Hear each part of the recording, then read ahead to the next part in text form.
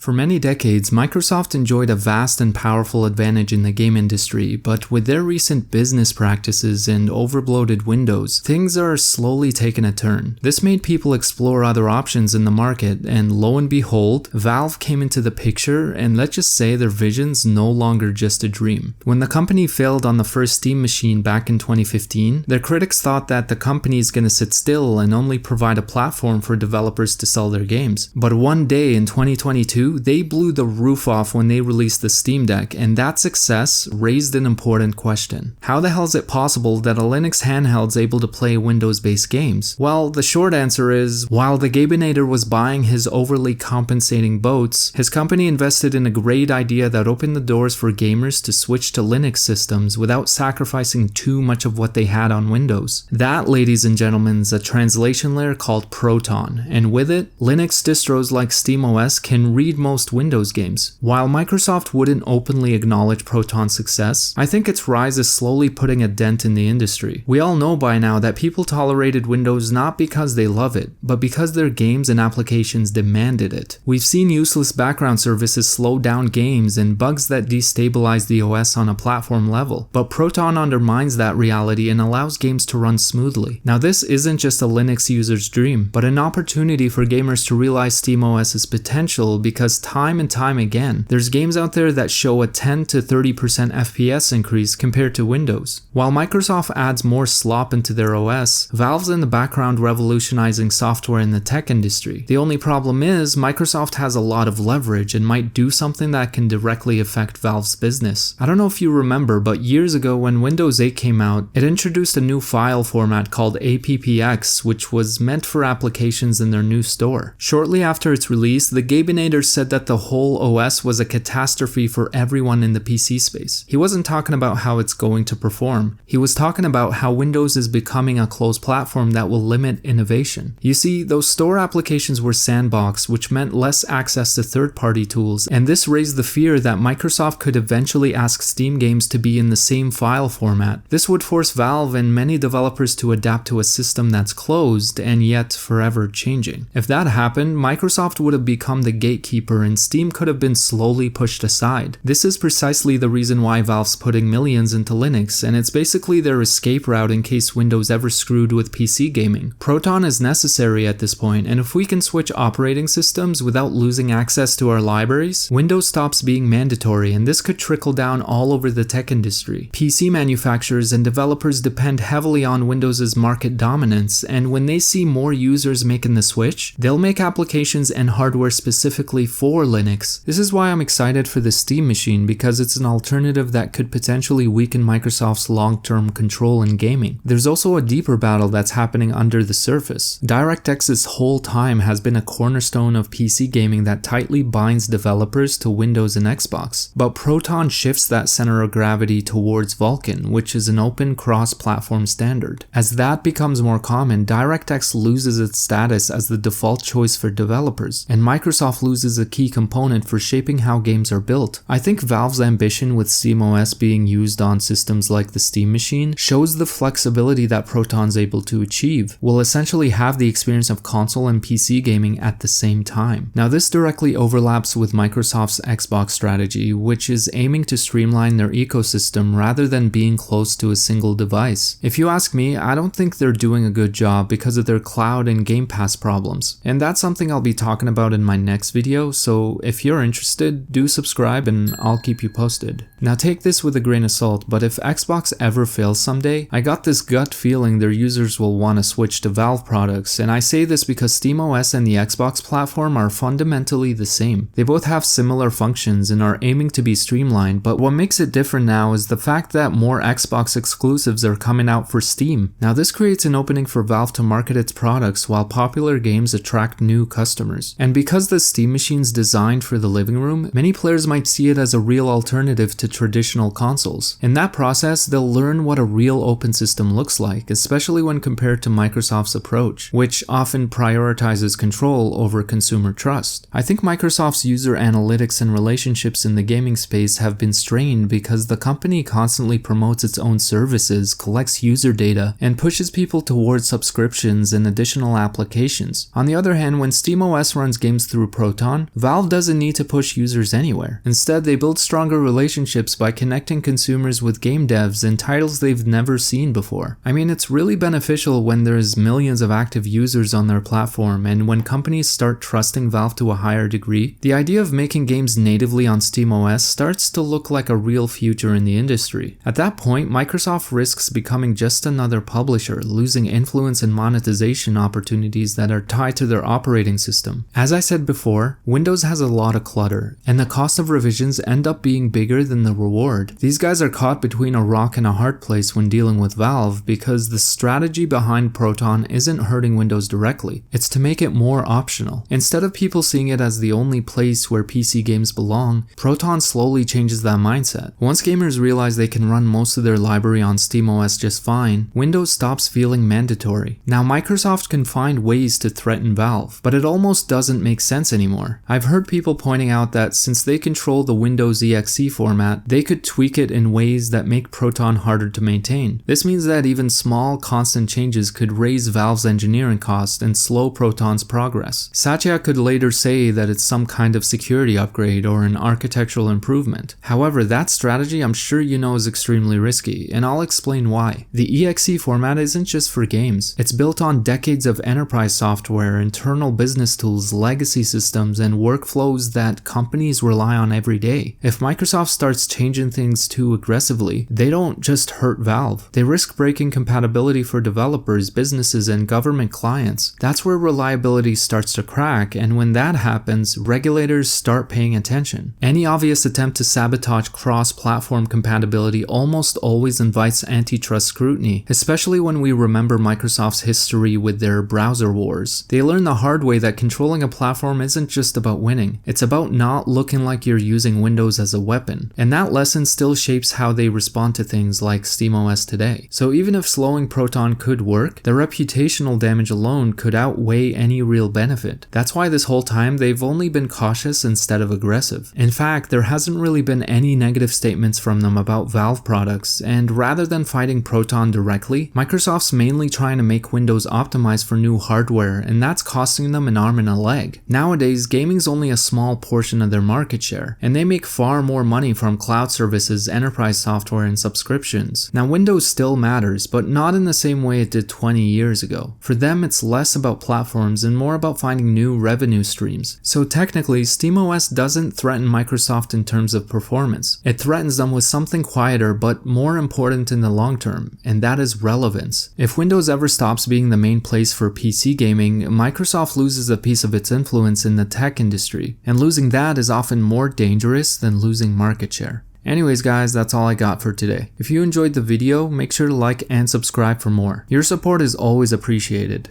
See ya.